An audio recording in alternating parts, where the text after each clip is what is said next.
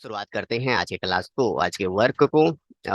Matter कुछ ऐसा है, जो कमेंट पर सवाल दिया गया था, उसी सवाल को हम सॉल्व करने की कोशिश कर रहे हैं। कमेंट पर आते हैं सीधा। और यहाँ पर एक कमेंट हमें देखने को मिलता है कि कंपोजिशन स्कीम गुड्स पर और सर्विस पर किस प्रकार काम करती है, और साथ ही साथ CMP 8 ये GSTR क्या होता है। देखिए, मैं टेली के प्रैक्टिकल टॉपिक से ज़्यादा लिया करता हूँ, और ये सवाल है थ्योरी का होता है, तो थ्योरी का जो टॉपिक है ना, मैं थोड़ा थोड़ा सा लेता हूँ, और पूरा लिया भी जा सकता है कि आपको समझाया भी जा सकता है कि हर एक चीज़ क्या होता है थ्योरी मैटर्स के रूप में। लेकिन जो मेरा जो वीडियो का कॉन्सेप्ट है ना, प्रैक्टिकल बेस वो नहीं रहेगा, थ्योरी बेस हो जाएगा। तो टेलीटेक जी, मैं चाहूंगा कि आप इसको किसी टेक्स्ट कंसल्ट या फिर गूगल से सर्च करके अच्छे से पढ़ें, और CMP क्या होता है, GSTR 4 क्या होता है, ये सब चीज को अच्छे से समझें। इसका लेट फीस क्या है, ये सब चीज थ्योरी का मैटर होगा। उसे सर्च करेंगे तो बेहतर रिजल्ट हो जाएगा। फिर इसके बाद इससे रिलेटेड क्या क्या एंट्री होती है, जैसे फीस चार्ज कैसे लगेगा, CMP 8 कैसे निकालेंगे, ये GSTR 4 कैसे निकालेंगे, अगर ये सवाल आप करेंगे तो मैं उसके लिए आपको हेल्प कोशिश कर सकता हूँ। लेकिन फिर भी हमने कुछ टॉपिक को यहाँ पे लिया हुआ है, तो उसी को लेते हैं। यहाँ पर जिक्र हुआ है कि कंपोजिशन क्या होता है, तो ये करदाताओं, कंपोजिशन करदाताओं का किया जाने वाला स्टेटमेंट चालान है, और इसको कब भरते हैं ये सब भी है।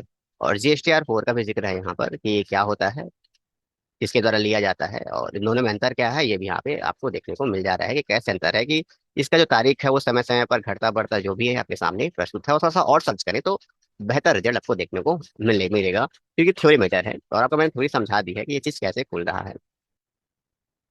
फिर हम आते हैं आपके फर्स्ट टॉपिक पर कि कंपोजिशन स्कीम पर गुड सर्विस कैसे काम करेगी। ये हमारे लिए प्रैक्टिकल टॉपिक है, इस पर हम वर्क कर सकते हैं, और इसी का वीडियो अभी आपके सामने बनाने वाले हैं। इनको थोड़ा सा गूगल सर्च करेंगे तो बेहतर रिजल्ट मिलेगा, आपको थोड़ा जानकारी मिलेगी। अब इनसे रिलेटेड कौन कौन से एंट्रियां होते हैं, अगर आप सवाल करेंगे तो मैं इसका प्रैक्टिकल जरूर बनाऊंगा, तो आपका सवाल जैसा होने का।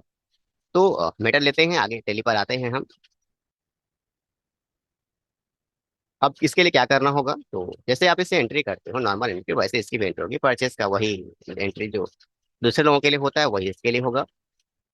अब यहाँ पे इस व्यक्ति की क्या खासियत है, इस व्यक्ति की खासियत ये है कि ये तो एंट्री बाकी जैसे की तरह ही होती है इसमें, लेकिन यहाँ पर स्पेशली हमने कॉम्पोजिशन लिया हुआ है। बाकी सब चीज जैसे पहले हम मोहन वोहन के लेते हैं, वैसे इनकी इसके लिए भी लिए हुए हैं।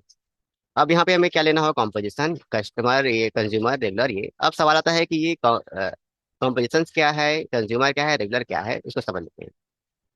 तो पहले आप समझ लीजिएगा एक छोटा सा सवाल टॉपिक को मेरा, कि एक कॉलेज में दो तरह के स्टूडेंट होते हैं, एक को रेगुलर जाना पड़ता है कॉलेज, और एक को प्राइवेट जाना पड़ता है, मतलब प्राइवेट वाला होता है वो कभी कभार जाता है, प्रैक्टिकल टॉपिक क्लियर रहेगा तो जाना पड़ता है। तो वैसे ही GST के जो करदाता है उनके दो कैटेगरी है। पहला कैटेगरी है रेगुलर वालों को, जिनको हर महीने GST देना है, और दूसरा कॉम्पोजिशन वालों को, जिनको हर 3 महीने में एक बार GST फिलअप करना है। अब सवाल आता है कि ये जो दोनों कैसे डिसाइड करते हैं, यानी किसको रेगुलर मिलेगा किसको कॉम्पोजिशन, तो हर स्टेट का अपना अपना एक लेवल होगा, और वो तय कर देता है कि हमारे स्टेट में अगर कोई किसी का टर्नओवर 5 लाख से ऊपर का है सालाना, तो उसको हर साल GST भरना है, और नहीं है तो नहीं भरना है। तो अपने बिजनेस को हमें देखना है कि हम 5 लाख से ऊपर कर रहे हैं या नहीं कर रहे हैं। इन दोनों के अलग फायदे और अलग अलग नुकसान भी हैं। तो आपके टर्न पर डिपेंड करेगा कि आप कॉम्पोजिशन होंगे या रेगुलर होंगे। उसके बाद बचता है कि मतलब सामने वाले के बारे में लिख रहे हो और कुछ पता नहीं है, तो पहला ऑप्शन ले लो, और 3 महीने में एक बार GST भरने वाला है तो कॉम्पोजिशन ले लो। कंज्यूमर है तो कंज्यूमर ले लो, और रेगुलर मतलब हर महीने GST पेमेंट करेगा। और तीसरा मतलब लास्ट जो है वो ये है कि आपको पता ही नहीं है, यानी अनरजिस्टर सीधा बोला सकते। कंपनी तो है लेकिन अनरजिस्टर है, सामने वाले अभी तो रजिस्टर रजिस्टर नहीं कराया है, तो इनमें से कोई एक लेना होगा। तो हमारा जो टारगेट है कॉम्पोजिशन वाले टारगेट पर है। ऐसा करने के बाद ये सबको हम फिलअप कर लेते हैं। अब यहाँ पे गुड परचेस ले लेते हैं, जैसे नॉर्मल आप एंट्री करते हो, जैसे परचेस की एंट्री करते हो सेम एंट्री इसके भी करो, कोई फर्क नहीं है यहाँ पर। सामानों कहाँ पर रखोगे, किधर रखोगे, आपकी मर्जी है। कितना रुपए रखोगे वो आपकी मर्जी पर है, ऐसा है कि आप एंट्री कर देंगे। और उसके बाद आपको यहाँ पे जो GST है, जो इतना परसेंट लग रहा है वो लगाना होता है एस GST। ये नॉर्मल एंट्री है। ऐसे एंट्री करके आपको काम कंप्लीट, जैसे आप नॉर्मल व्यक्ति परचेस की एंट्री करते हो यानी रेगुलर वाले से, वैसे सेम परचेस इससे भी करना होता है। और यहाँ पर एक मैटर भी है जो आपको मैं थोड़ा टाइम बाद समझाऊंगा, कि अक्सर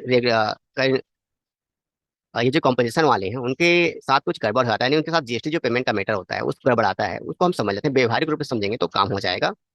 और फिर ये गुड्स के लिए हो गया, कैसे अप्लीकेबल हो पाएगा। अब सर्विस के लिए भी देख लेते हैं। तो सर्विस की जो एंट्री है वो भी परचेस में एंट्री होगी, बस हमें ये जो परचेस ले जा रहा है नेम ऑफ आइटम, इसे हटाना होगा। तो हटाने के लिए चेंज मोड में जाएंगे, और उससे अकाउंट इनवाइस कर देंगे बस। बिल नंबर आप डाल दीजिए, व्यक्ति का नाम सेलेक्ट कर लीजिए, जो आप सर्विस ले रहे हैं वो लिख दीजिए, जितने रुपए का है वो लिख दीजिए। उसके बाद अपना जीएसटी आप यहाँ पे लगा दीजिए।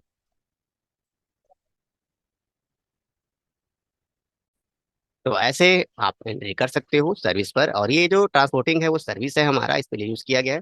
लेयर कैसे बनाया गया है, तो इसे इनडायरेक्ट एक्सपेंस किया गया है। और नीचे इंटर दिखाया था हूँ आपको, यहाँ पे मैंने यस किया हुआ है और इसे परचेस टैक्सेबल लिया है, क्योंकि आप सर्विस को परचेस कर रहे हो। अब ये जो टॉपिक है, ये जो मैटर है, ये आपके थोड़ा पढ़ ले नहीं पड़ेगा कि परचेस टैक्सेबल क्यों है यहाँ पर। तो आप समझ लीजिए कि इसका अब नेक्स्ट वीडियो तो आने ही वाला है, और हम समझेंगे कि यहाँ पर परचेस टैक्सेबल हमने क्यों लिया। तो अभी जो वीडियो बना रहा हूँ थोड़ा एक्सपर्ट लोगों के लिए है, कि वो जानते हैं कि टैक्स लेवल के लिए हमें क्या लेना पड़ता है और हमने परचेस लेवल क्यों लिया, इसका भी एक वीडियो बनना चाहिए और समझना चाहिए। और सवाल ही होना चाहिए कि इस सर्विस की एंट्री परचेस में क्यों हो रही है, ऐसा भी एक मैटर होगा, इसको भी हम लेने वाले हैं। लेकिन फिलहाल अभी नहीं लेने वाले। अभी हम लोग इसके बारे में समझ रहे हैं कि अ, ये गुड्स और सर्विस पर कंपोजिशन स्कीम पर क्या होता है। तो नॉर्मल एंट्री कर लेते हैं। तो जैसे आप एंट्री करते हो वैसे एंट्री कर सकते हो। अब यहाँ पर जो दिक्कत आने वाली है, चर्चा अब उसकी होनी चाहिए कि मान लीजिए आपने, अब मैं थ्योरी थोड़ा लेना पड़ता है टॉपिक को समझाने के लिए, तो जितना जरूरत होता है मैं थ्योरी लेता हूँ, बाकी आप थोड़ा सा गूगल करेंगे तो बेहतर मिलेगा। तो जैसे मान लीजिए अमित को, आप में से आपने सामान खरीदा, अभी तो ये दूसरा दूसरा चीज है, सामान खरीदा। तो आपने जीएसटी दे दिया सामने वाले को, ये जो 4,000 जो भी लिखा है यहाँ पे आसपास, दोबारा आपने मान लीजिए आपने 10,000 रुपये दे दिया, नहीं या 8,000 रुपये दे दिया, ये 8,000 के साथ चलेते हैं, 900 रुपये 50 को छोड़ देते हैं। 8,000 आपने जमा कर दिया, मतलब दे दिया इसको, अमित को। और ये जो बंदा है वो 3 महीने बाद एक बार जीएसटी फिलअप करेगा। और आप जो रहोगे वो हर महीने जीएसटी फिलअप करोगे। अब मान लिया जाए कि आप अपने अगले, इसमें 1 महीना कंप्लीट हुआ और अगले महीने आप जीएसटी को फिल आउट कर रहे हो। तो आप कहते हो कि मैं इस सामान का 8,000 आपको दे चुका हूँ, 8,000 दे चुका हूँ, और मैंने सामान बेचते वक्त जीएसटी 10,000 कमाए थे, तो उसमें से 8 रुपये काट के आपको मैं 2,000 जीएसटी दे रहा हूँ। तो गवर्नमेंट कहता है बिल्कुल ठीक है, लीजिए। फिर वो चेक करती है कि 8,000 दिया है क्या। तो सामने वाला 3 महीने बाद, 3 महीने बाद जमा करेगा उस चीज को। तो गवर्नमेंट को ऐसे पता चलेगा कि आपने वो 8,000 सामान खरीदते वक्त दिया है। तो बोलेगा देखो नहीं खरीदा गया है, अब पूरा का पूरा पैसा 10,000 आप ही दो। तो ये दिक्कत होती है कॉम्पोजिशन व्यक्ति के साथ, अगर हम सामान परचेसिंग करते हैं या सेलिंग करते हैं, तो मैटर कि सामने वाला 3 महीने बाद, 3 महीने में एक बार जीएसटी फिलअप करता है। तो सिंपल तरीके से समझ लीजिए कि अगर आप भी कंपोजिशन स्कीम पर हो और सामने वाला भी कंपोजिशन स्कीम पर है, तो आप उसको जीएसटी दे दो, पेमेंट कर दो। यानी उसको जो परचेस करते वक्त जो जीएसटी हमें देना था वो दे दो उसको बिल के साथ। लेकिन अगर आप रेगुलर हो, सामने वाला कॉम्पोजिशन स्कीम पर है, यानी 3 महीने में एक बार जीएसटी करेगा, तो उसको बिल का पैसा दे दो 55,000 रुपये, लेकिन जो जीएसटी है वो आप पेमेंट कर दो। यानी जो जीएसटी उसको पेमेंट करना था अमित को, उसे आप पेमेंट कर दो, जिसको हम टेली में रिवर्सिंग चार्ज के नाम से जानते हैं। और आपको मैं जल्दी एक और वीडियो लेकर आऊंगा जिसमें हम किसी कंपोजिशन व्यक्ति यानी अनरजिस्टर्ड व्यक्ति को, यहाँ पे मैटर सवाल आता है कि ऐसे व्यक्ति को के लिए हम रिवर्सिंग चार्ज यूज करते हैं कि सामने वाले को हम जीएसटी देना नहीं चाहते, हम जमा करना चाहते हैं, ताकि हमारे पास कोई मैटर लफड़ा ना आए।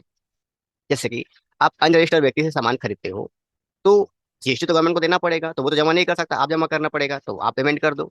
या फिर कंपटीशन व्यक्ति को आप जीएसटी देना नहीं चाहते हो, जो मैटर है, और उस जीएसटी को आप पेमेंट करना चाहते हो किसको, गवर्नमेंट को खुद। तो आप कैसे करोगे, उसको हम रिवर्स चार्ज के रूप में जानेंगे, रिवर्सिंग चार्ज के रूप में जानेंगे। तो इस टॉपिक से दो अलग अलग वीडियो देखने को मिलते हैं, दो दो अलग अलग सवाल जारी होते हैं। और फिलहाल आपने जो सवाल किया था, जो मैटर था आपका, कि किस प्रकार कार्य करती है, तो हमने समझा दिया किस प्रकार कार्य करती है। ऐसा कार्य करती है, ऐसे एंट्री करते हैं, नॉर्मल ऐसे एंट्री आप करेंगे। अब इस टॉपिक से दो चीज सवाल आएगा कि सबसे पहला सवाल कि ये इस क्वेश्चन की जो एंट्री है, ये जो मैटर है उसकी एंट्री हम परचेस में क्यों कर रहे हैं। यानी अगर हम सर्विस खरीद रहे हैं, यानी सर्विस का पेमेंट कर रहे हैं, बोलना चाहिए सर्विस का पेमेंट कर रहे हैं, कुछ आया है, ट्रांसपोर्टेशन कराया है हमने, तो उसका पेमेंट हम पेमेंट वाउचर में क्यों नहीं कर रहे हैं, हम परचेस में क्यों कर रहे हैं, इसकी एंट्री हमें समझनी पड़ेगी। तो पहला सवाल यह है। परचेस करते हुए कोई सवाल नहीं आएगा, क्योंकि परचेस परचेस की एंट्री, लेकिन सर्विस के टाइम एक मैटर आएगा कि हम इसकी एंट्री परचेस में क्यों कर रहे हैं। दूसरा सवाल यहाँ पर वही कि सामने वाला 3 महीने बाद जीएसटी जमा करेगा, आप रेगुलर जमा करोगे, तो आपका जो जीएसटी है फंस जाएगा। तो यहाँ पे एक रिवर्सिंग चार्ज का मैटर होना चाहिए। तो इससे रिलेटेड दो और वीडियो आने वाले हैं।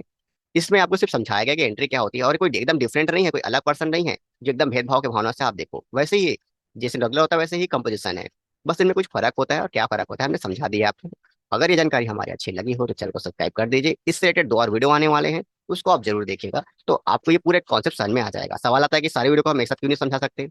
तो दो रीजन है, पहला तो वीडियो लंबा हो जाएगा, और दूसरा, अगर कोई व्यक्ति इस वीडियो सर्च कर रहा है कि परचेस में ही क्यों एंट्री करते हैं कंपोजिशन वाले की, तो हमारा जो वीडियो है वो उसका टाइटल कुछ और रहेगा, और उसके अंदर उसका मटेरियल है भी, लेकिन वो क्लिक नहीं कर पाएगा। तो दो रीजन है कि सामने वाले को वो जानकारी उसके अंदर जाकर ढूंढनी पड़ेगी। तो इसके लिए अलग वीडियो बनाकर रखें, ताकि वो दोनों जानकारी उनको अलग अलग मिल जाए।